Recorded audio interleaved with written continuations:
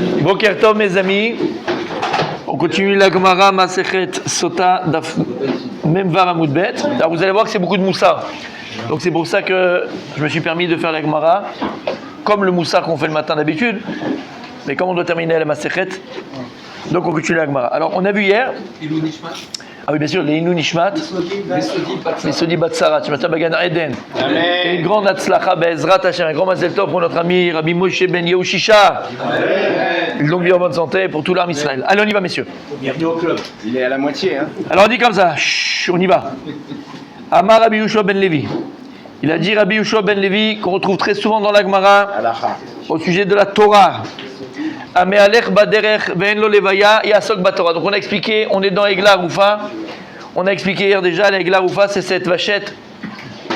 On lui coupait la nuque parce qu'on avait trouvé un cadavre proche d'une ville. Et le problème, il était que peut-être on l'avait laissé par cette personne qu'on a retrouvée morte sur le chemin sans levaya. De là, on apprend l'importance de raccompagner, comme on a dit. L'importance de raccompagner lorsque, par exemple, on a les invités à la maison.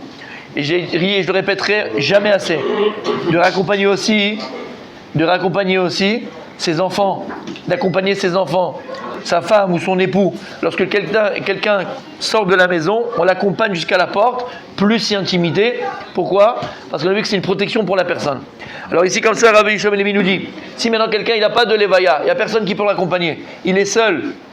Alors qu'est-ce qu'il fait ? Il est en danger parce qu'il y a mamash un danger. C'est quoi le danger ? C'est quelqu'un qui trouve à ce moment-là. Il peut avoir une accusation sur lui, chas v'shalom, et cette personne se met en danger. Et il nous dit Rabbi Yehoshua Ben Levi, alors il a une solution celui-là aussi. C'est quoi ? Il y a Asok Batora. Alors vous vous rappelez, on a expliqué, Rabbi Patrick, tu n'étais pas là mais je le dis pour toi. Mais les anciens se souviennent. Ici il nous dit la Gemara très souvent, il n'y a pas écrit l'ilmod Torah, chez Ilmad Torah. Il y a Asok Batora. Il y a une grande différence entre l'ilmod et la asok batora. L'ilmod Torah et la asok batora. La différence elle est simple. Quand quelqu'un il est asouk, quand quelqu'un il est occupé, les avdil mechilad de la comparaison que je donne à chaque fois, mais c'est celle qui m'a toujours frappé quand j'étais plus jeune. Quand tu prenais l'avion, je ne sais pas si aujourd'hui c'est comme ça, aujourd'hui je n'ai pas pris l'avion, mais à l'époque quand tu prenais l'avion et tu voulais aller au petit coin, aux toilettes, d'accord, tu sais, dans Air France, il y avait écrit occupé. Il y avait le petit truc, il y avait écrit occupé. Qu'est-ce que c'est occupé ? Occupé, c'est que tu peux essayer d'ouvrir, parce que occupé, tu ne veux pas rentrer. Donc les avdil, hein, mais sur ce comparaison aucune. Quand quelqu'un il est occupé, c'est que c'est impénétrable. Rien ne peut te déranger à ce que tu fais. C'est ça la Asok Batora. Il y a des gens qui sont l'Omet Torah. Il y a des gens qui étudient la Torah. C'est quoi étudier la Torah ? Étudier la Torah, t'es là, et le téléphone il sonne, ben, je vais répondre. Une petite clope, j'ai le temps de ça, on discute, on parle, on est là. Bon, qu'est-ce que tu as fait aujourd'hui ? La petite Torah, tu as étudié la Torah, c'est bien. Mais c'est deux mondes incomparables. Quelqu'un qui étudie la Torah et quelqu'un qui est en sek Batora. Tu as compris, Rabbi Patrick ? Quand tu es en sek Batora, tu t'occupes uniquement de Torah. Il n'y a rien d'autre à ce moment-là. Et tu vois la différence. Tu as des gens qui fréquentent les maisons d'études, les Beth Midrashot, depuis 10 ans, 15 ans, 20 ans. Comme dirait mon ami, toi non plus tu n'as pas changé. Ils n'ont pas changé. C'est les mêmes. Ouais, je la connais. Ils n'ont pas changé. C'est les mêmes. Les mêmes. Aucune évolution dans la Vodat Hashem, aucune évolution dans le Hashkafat Chaim, rien. Et tu as des gens Blainara, ils sont là depuis 1 an. C'est des flèches. Le type, il est Blainara, sa vie elle a changé, sa façon de penser elle a changé, sa Hashkafat Chaim elle a changé, sa Vodat Hashem elle a changé. Tout ce qu'il fait c'est Bepnimiut, tout ce qu'il fait c'est Mamash. La Torah qu'on étudie, elle nous transforme de l'intérieur. La Torah, c'est pas des philosophies. La Torah, elle n'est pas là simplement pour nous apprendre des idées de vie. La Torah, elle est là pour nous apprendre la vie. Comment vivre. Bechol derachecha daeu. Dans tous ces chemins, tu dois connaître Dieu. Dans tous tes chemins, tu dois connaître Hachem. Tous tes chemins, dans ton travail, dans tes vacances, dans tes relations intimes, dans ton manger, dans ta façon de manger. Tout, la Torah, elle englobe toute la vie.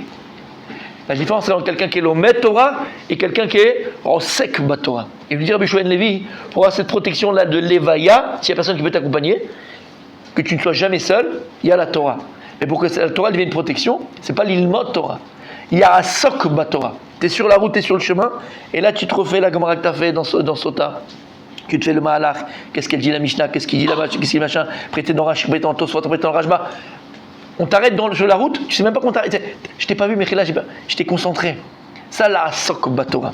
Donc il nous dit, la sok batora, Shene Emar, qui lui traîne les rochecha, Banakim et Gargorotecha, comme on l'a expliqué hier, parce qu'elle est pour toi une couronne, et elle est sur ton cou comme un collier de perles. On avait ramené les réelles histoires de Rabbi Akiva et Rachel, on ne va pas revenir. Et l'Egma, elle continue.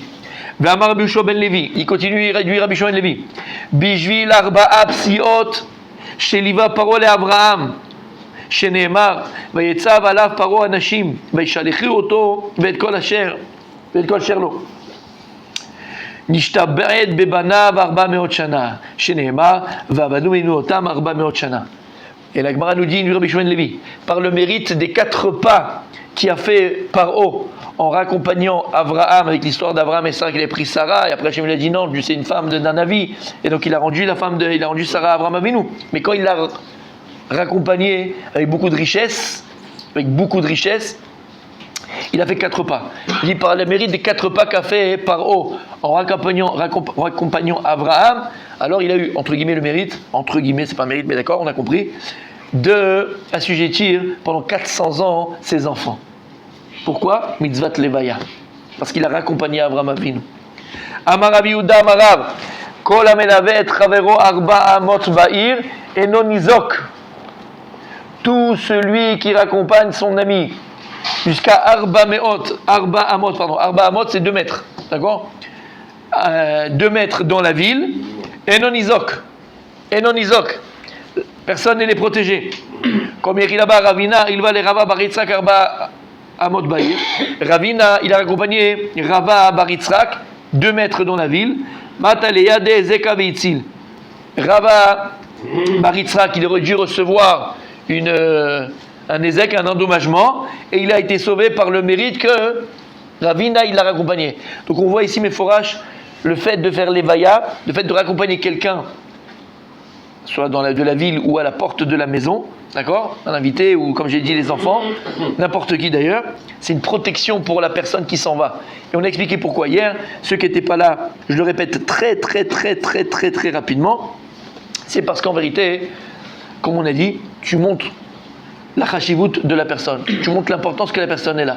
Et si Chazéchom, cette personne-là, comme on voit ici, Rava Baritzrak aurait dû recevoir un ézek, un endommagement.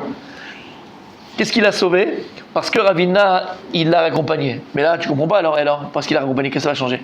On a expliqué. Parfois, il y a un décret sur une personne. Par exemple, il y a une xéra ra'a sur une personne. Il y a un mauvais décret sur une personne. Il y a un kitroug, il y a une accusation sur une personne. Et lorsque Shamaim, on voit que la personne, elle est raccompagnée, alors on voit qu'elle est chashouva. On voit qu'elle est importante pour d'autres personnes. Et Akadosh Baruch Hu ne fait pas de din sur terre si une personne ne peut pas recevoir ce din-là. Et donc la personne qui est raccompagnée, elle n'est pas fautive de ce que la personne devrait recevoir. Et donc comme on montre dans le ciel que cette personne est importante, alors on l'épargne et on ne lui amène pas le nézé qu'elle doit recevoir. C'est pour ça, encore une fois, tu dis bon mais ça va, c'est pas des invités, c'est mon fils, c'est ma fille, c'est ma femme, c'est mon mari. Raccompagner les enfants jusqu'à la porte, mets la main sur la tête, fais-lui une bracha, que tu rentres, tu partes en bonne santé, que Dieu te protège sur le chemin, que tu reviennes en bonne santé. C'est très important, j'ai dit ça hier, il n'y a pas plus grande valeur, plus grande puissance que la bracha des parents pour leurs enfants. Il n'y a pas, dès que tu me fais une bracha, et d'ailleurs, en le sachant, sans le savoir, mais ils reçu ça de leur père, regardez nos grands-mères, regardez nos grands-parents, comment ils nous bénissent tout le temps. Comment ils nous bénissent tout le temps? Pourquoi? La bracha elle est importante, c'est une protection pour la personne. Tanou Rabbanan, c'est quoi Tanou Rabbanan? Les Rabbanan sont à nous. Les Rabbanan sont à nous. Les Rabbanan ont enseigné. Arav, la Talmid, Adibura Shelir. Alors là, on te dit maintenant dans le détail, chacun jusqu'à où il doit accompagner qui? Le Rav,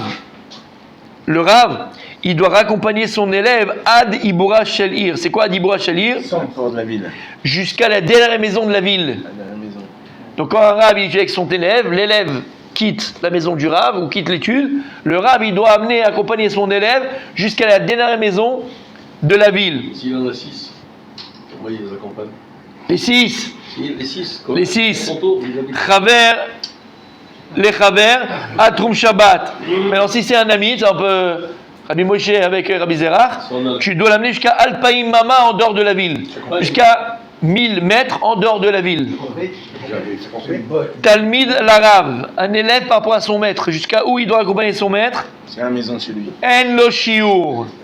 Il n'y a pas de mesure. Tant que tu n'es pas fatigué, tant que tu peux marcher, va, si tu peux jusqu'à chez lui, jusqu'à chez lui. Tant qu'il n'y a pas de shiur, un shiur. Tant que tu peux, vas-y avec lui, jusqu'à ce que tu sois fatigué. Et s'il y en a 6, comment tu fais? Là, il m'a dit, Vekama. Bon, ok, elle a shiur. Mais il dit, mais c'est quoi le shiur minimal? C'est quoi la distance minimale que l'élève doit ramener son maître? Amarav Shechet ad Parsa, jusqu'à 1,3 km. Vela Amranela Rabosheno Mouvak, tout ce qu'on dit jusqu'à 1,3 km minimum 1,3 km, quand c'est pas ton Rav Mouvak, c'est pas ton Rav, c'est un des Rabbanim, un des Rav lequel tu étudies. Abal Rabo Mouvak, mais si c'est ton Rav, lequel tu appelles pour les halachot, tu appelles pour les questions de vie, Shlosha par Saot, jusqu'à 3 km 900, à peu près 4 km. Patrick, tu notes? Ça, quand tu es avec Zérard, tu l'accompagnes jusqu'à 4 km. Avec la voiture, hein? Ya halouf. Rav Kahana, la Gemara raconte l'histoire. Rav Kahana, alvele Rav Shimi Barashi, Mipum Nara, Ad Betzinata de Bavel. Écoutez bien. La Gemara nous raconte que Rav Kahana, c'est qui Rav Kahana? C'est un Cohen. C'est qui Rav Kahana? On l'a vu 1000 fois. On l'a vu. C'est qui Rav Kahana, messieurs? Impressionniste, c'est ça, non? Non, c'est pas ça. Non, c'est qui Rav Kahana de la Gemara? Ah, C'est qui Rav Kahana de la Gemara? Non, vous voyez pas? Non? C'est l'histoire préférée de Rabbi Moshe, Cohen Solal. C'est l'histoire préférée. Il faut qu'il me remette sur la voie. C'est l'histoire préférée. Il a essayé de le faire plusieurs fois, mais je l'arrête à chaque fois. Mais en tout cas, il a essayé de le faire. Traverser le fleuve avec la perche, non? Non. C'est pas lui? Non, c'est pas lui. Non. Répétez la question. c'est pas une histoire belge. Non, tu te rappelles pas? Bon, on va pas passer Là. de ça. Comment c'est possible que tu te rappelles pas? Alzheimer. C'est ça. Lui, on l'a C'est ça? Hein? Alzheimer, voilà, hein? Albert, on l'a connu. La Gemara dans Maset Brachot raconte l'histoire très connue de Rav Kahana, hein, qui s'est caché sous le lit de son maître pendant la relation intime. Ça, c'est pas bien. C'est ça, il a essayé plein de fois. C'est combien de fois je l'ai sorti de la maison, hein, Moshe? Il rentre pas dans le lit. La Gemara, messieurs, on reste concentrés. Messieurs, on reste concentrés. Je suis mouché. Et donc, exactement, la Gemara nous raconte Maset Brachot que Rav Kahana il s'est caché en dessous le lit de son maître. Et donc son maître il est rentré dans le lit, il a commencé donc à parler avec son épouse et à parler jusqu'à que lui il a explosé. Il a dit mais Rabbi, on dirait ta bouche, on dirait la bouche d'un lion qui a jamais mangé, parce qu'il faut séduire son épouse. Oui, bon, on en parlera le mardi soir à minuit. Bezrat Hashem, il y a cours pour les anciens. En tout cas, il lui a dit Kahana, t'es là en dessous, sors d'ici. C'est pas de derech eretz. Il lui a dit une phrase magique et magnifique. Torah et Limodanitzah, exactement. Même ça, c'est Torah, et je dois apprendre. Me comporter avec ma femme dans le lit intime, je dois apprendre. C'est pour ça qu'aujourd'hui, on apprend au Khatanim, au niveau halachique et au niveau technique, d'accord? Je peux t'aider. Il n'y a pas d'âge, Tzadik. Je peux t'aider, Tzadik, d'accord? Je peux t'aider. On a des solutions. Ouais. D'accord? Allez, en tout cas, c'est ce Rav Kahana là. Regardez à Kadekar combien on doit prendre la Torah de son maître. Alors il dit comme ça, Rav Kahana elvele Rav Shimi bar Ashi Mipum Nara Ad Betzinata de Bavel. On te dit ici que Rav Kahana, Pourquoi qu'il a bouche? il a raccompagné Rav Shimi bar Ashi de Pumnara, c'est le nom d'une ville qui était à Bavel, jusqu'à Tzinata de Bavel, jusqu'à un endroit qui s'appelait Tzinata de Bavel où il y avait beaucoup de décalim. Pour te dire que c'était très long. Palmier. Très loin. Kimatu Atam, quand ils sont arrivés là-bas, à Marley, alors Rav Kahana, il a dit Rav Shimi Barashi, Vadaï damri tuanet Tzinata de Bavel Mishne Adam Arishon Nitenu. Il dit ces décalim là, les palmiers que tu vois ici, ils existent depuis l'époque de Adam Arishon. C'était capable de visualiser, de voir depuis quand ça date. Sans le carbone 14 et carbone 18 et 14-18. D'accord? Donc il a dit ça, c'est depuis l'époque de Adam Arishon. À Marley, à Kertan Milta, il a dit, tu sais quoi, en me disant ça, tu m'as rappelé une chose. Dama Rabbi Yossi be Rabbi Chanina. Il a dit Rabbi Yossi on Rabbi Chanina. Maï dirtiv, be'eretz lo avar ba'ish, velo yashav adam sham. Il y a écrit dans Yirmia, sur cette terre n'est pas passé un homme. et ne s'est pas installé un homme. Mais c'est pas, le pasouk il est difficile à comprendre. Pourquoi? Le pasouk il dit, sur cette terre, aucun homme n'est passé. Sur cette terre, aucun homme s'est installé. Ben, il te dit c'est normal. Si aucun homme n'est passé, forcément personne s'est installé. Donc il est caché le pasouk. Ah, il dit, et là, qu'est-ce que ça veut dire mon tzaddik? Et là, Eretz shegazar alea adam rishon li yishuv nitiashva. Une terre où Adam Arishon a décrété que l'homme pourra s'installer, alors il y a l'installation de l'homme. Eretz shelo gazar alea adam Arishon lo nitiashva. Mais une terre où il n'a pas décrété Adam Arishon, qui sera une terre pour être installée par les hommes, n'a pas été peuplée par les hommes. Comme ça, il a dit à ce moment-là. Rav Mordechai alvele Ravashi. On te raconte une histoire encore que Rav Mordechai, il a accompagné Ravashi. Agronia ve'ad Bekipé. De Agronia jusqu'à un endroit qui s'appelait Bekipé. Ve'amrela ad Bedura. Alors on t'amène des exemples pour te montrer que c'est bien d'enseigner, mais aussi c'est bien d'appliquer. D'accord? Parce que le meilleur enseignement, c'est celui qu'on applique nous-mêmes. Tu ne peux pas influencer autour de toi. Je ne peux pas te dire quelque chose si moi-même je ne le vis pas. C'est ce qu'ils disent les Chachamim. Dvarim ayotzim min halev nichnasim lalev. Paroles qui sortent du cœur, pénètrent les cœurs. Il dit le Rav Dessler, pourquoi est-ce que les Chachamim nous disent que Dvarim ayotzim min halev nichnasim lalev, des paroles qui sortent du cœur, ils pénètrent les cœurs. Arrête, quand tu parles avec la bouche. Donc Dvarim ayotzim min hape, les paroles qui sortent de la bouche, qui ne sortent pas du cœur. Après on te dit ici, on parle du cœur. Et le Rav Dessler nous explique qu'on a dit déjà plus d'une fois, tu t'en rappelles, au nom du Maral de Prague, que le cœur, c'est la source des volontés de l'homme. Oui. Mais Kor Aretzonot Shel Adam, c'est le lève. C'est pour ça qu'on a vu dans la paracha de la semaine dernière, vous avez fait très attention, j'ai vu vos yeux scintiller et briller. À presque chacun, je t'ai vu toi aussi, d'accord? Ou le passage extraordinaire où il y avait écrit, on le dit tous les jours, 3 fois par jour, Vashevota el levavecha, ki Adonai hu Elohim. Ve'adata ayom, va'shevota elevavecha. On l'a vu la semaine dernière. Ve'adata ayom, tu sauras aujourd'hui, va'shevota elevavecha, et tu installeras ça dans ton cœur. Et en fait, il dit Rav Dessler, qu'est-ce qu'il y a écrit ici? Ve'adata ayom, va'shevota elevavecha. Ça c'est le secret de l'avodat Hashem. Ve'adata ayom, prends ve'adata ayom. Pourquoi conjuguer? Tu sauras aujourd'hui. En fait, on avait expliqué qu'il y a une différence entre connaître et savoir, entre la chokhma et le da'at. La chokhma, c'est la connaissance. Le da'at, c'est le savoir. Quelle différence entre connaître et savoir? Je peux connaître plein de choses, je peux connaître beaucoup de choses. J'ai été à l'école, j'ai fait des études après, j'ai de la philosophie, donc je connais beaucoup de choses. Mais il y a une grande différence entre ce que je connais et ce que je fais. Ce que je sais. Et ce que je fais. À partir du moment où je ne vis pas en fonction de ce que je connais, je reste dans la connaissance. À partir du moment où je vis ce que je connais, c'est que je le sais.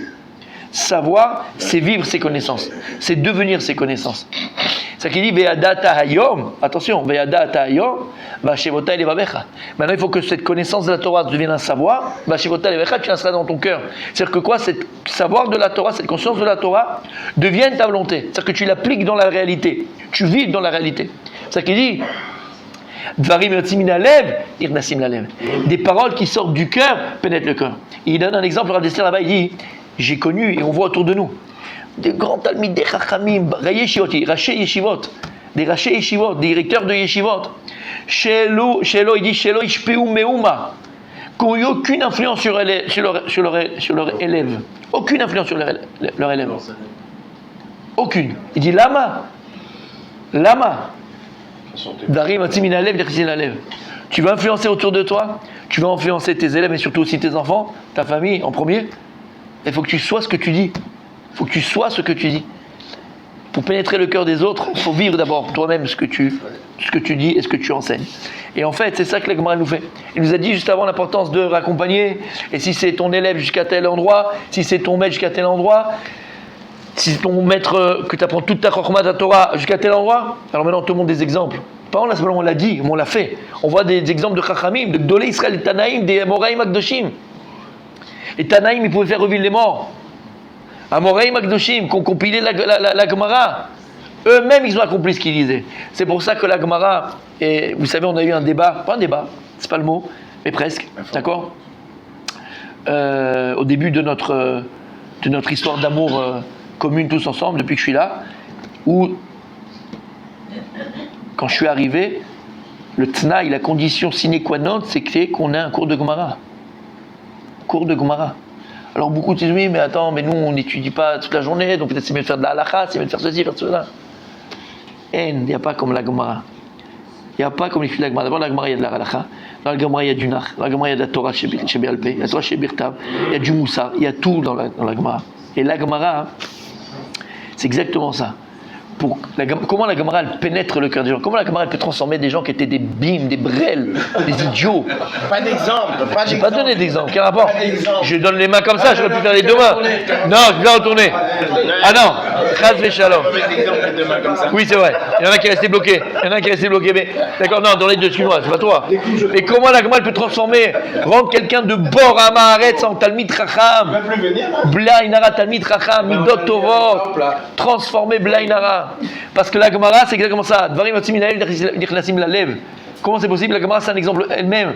Combien d'histoires on a ramené dans la Gemara, d'accord, Tanaï Magdoshim, des histoires qui disent mais comment la Gemara peut raconter des choses pareilles? Comment tu peux dire Rabbi Akiva, il a voulu sur Kiddushin qu'on a vu ce Shabbat, je vous ai parlé de ça Shabbat, il a voulu aller de l'autre côté de la rivière, aller avec une femme, c'était les Tserarat, ça. On te raconte des choses qui sont terribles. On dit mais attends, cache-moi ça. Il faut mettre, tu sais, comment on dit, on l'a carré blanc où on lave le linge sale en famille, quoi. Oui. On met tout sous le paillasson, on veut pas montrer. Non, la Torah, la Gemara, la Torah chez Béapé, la Torah, elle veut t'apprendre à vivre. Et donc, on va te donner des exemples de Tané Magdoshim, on va te donner des exemples extraordinaires. On parle de Yosef, Hatzadik, on parle de ces choses-là, on voit des choses magnifiques. Mais cache-les. Ces fois, ça fait un peu honteux. Il n'y a pas de honte. Pourquoi? Torah, c'est la Torah. Et je dois apprendre la Torah. Comment me comporter tous les jours.